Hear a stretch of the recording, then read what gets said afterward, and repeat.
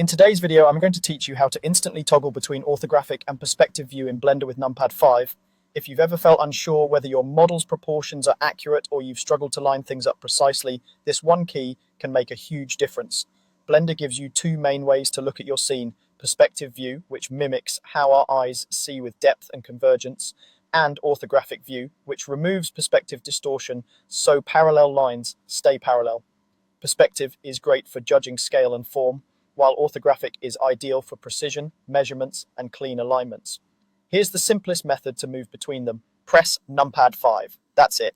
Each time you tap numpad 5, Blender toggles between orthographic and perspective view. You can do this from any angle in the 3D viewport, and there's no need to dig through menus or change tools. If you're orbiting around your model and want a distortion-free check, tap numpad 5. Want to get your depth perception back? Tap it again. It's a fast, fluid way to evaluate your work from multiple projection modes as you go. To confirm which mode you're in, glance at the top left corner of the 3D viewport. You'll see the label read User Perspective or User Orthographic. You'll also notice visual cues in the scene.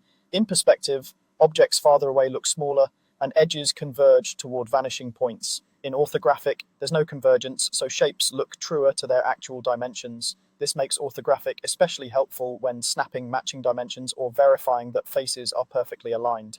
A few quick tips to keep your workflow smooth. If numpad 5 doesn't seem to respond, make sure the Blender window is active and check whether numlock is affecting your keyboard's behavior. On some compact or laptop keyboards, the number pad may be on a function layer or not present at all. If that's the case, explore your keyboard settings or Blender's preferences for options that emulate a number pad. Also, because this toggle works from any viewpoint, it pairs nicely with your normal orbit, pan, and zoom.